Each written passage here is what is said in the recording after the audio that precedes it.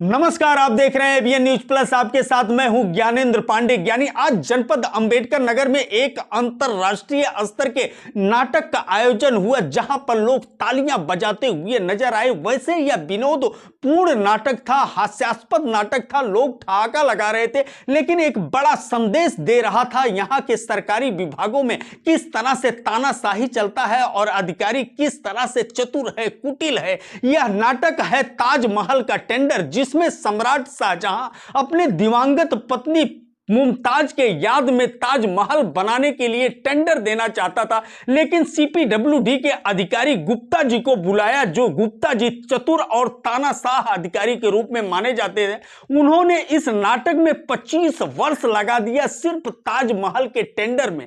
यह नाटक देख करके यहां पर किस तरह से सरकारी विभागों की स्थिति यह नाटक में स्पष्ट रूप से दर्शाता। वैसे यह नाटक चल रहा था तक्षशिला विद्यालय के प्रांगण में, जो तक्षशिला अकादमी के प्रयास से संभव हो चुका है। यह कार्यक्रम का आयोजन यहां के सांसद रितेश पांडे द्वारा किया गया और इस नाटक को नाटक की जो प्रस्तुति हुई ताजमहल का टेंडर, यह नाटक वैसे 1998 सबसे पहले प्रस्तुति हुई। राष्ट्रीय नाट्य विद्यालय के कलाकार अमेरिका, कनाडा, जर्मनी और खाड़ी देशों में तहलका मचाने के बाद अंबेडकर नगर पहुंचे। हम आपको बता दें कि अंबेडकर नगर ही नहीं, तमाम राज्यों में, तमाम देशों में इस नाटक का आयोजन हो रहा है और इस नाटक का लुत्फ लेते हुए लोग नजर आते हैं। जो आप स्क्रीन पर देख रहे हैं, ये नाटक के कलाकार हैं। इनके हर शब्द पर, हर बात पर जहां एक संदेश मिलता है, वहीं लोग हंसने के लिए मजबूर भी होते हैं। सांसद रितेश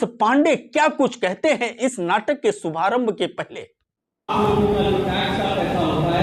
इस संस्था को चलाने के लिए इस संस्था में बड़े से बड़े कलाकार देश के यहाँ से ट्रेनिंग निकल के आके निकले हैं।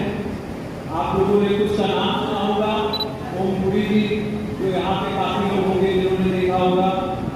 आपके आज की तारीख में वाजपेयी साहब और यहाँ तक कि शाहरुख खान ने भी कोई छोटा मोटा कोर्स लेकर रखा है, और उसी के साथ साथ नसीरुद्दीन शाह साहब, इन सभी लोगों ने इस मानव विद्यालय से जो है अपनी ट्रेनिंग पाई है।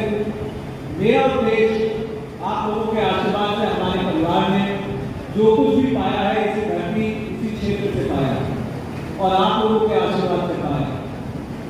युवा सांसद रितेश पांडे ने अपने उद्घाटन संबोधन में युवाओं को एक संदेश देते हुए कहा कि जरूरी नहीं है कि आईएएस आईपीएस बन करके ही आप अपने प्रतिभा का प्रदर्शन कर सके और शोहरत कमा सके और सपनों को साकार कर सके। जरूरी नहीं कि आप डॉक्टर, इंजीनियर बने तभी आप अपने सपने को साकार कर सकते हैं। अपने सपनों को साकार करने के लिए और पूरे दुनिया के शीर्ष स्थान पर पहुंचने के लिए अगर आप कलाकार भी बनते हैं तो भी आपका सपना साकार हो सकता है और अपने प्रतिभा का आप लोहा मनवा सकते हैं। उन्होंने जिक्र किया सचिन तेंदुलकर का, बैट्समैन का, क्रिकेटर का, उन्होंने जिक्र किया तमाम सिंगर का और कहा कि सिंगर और बैट्समैन, क्रिकेटर, खिलाड़ी आप बन करके या कोई भी कला में महारत हासिल करके आप पूरे दुनिया में अपने प्रतिभा का लोहा मनवा सकते हैं और अपने सपनों को साकार कर सकते हैं। सब मिलाकर के बहुत बड़ा संदेश दिया और उन्होंने कहा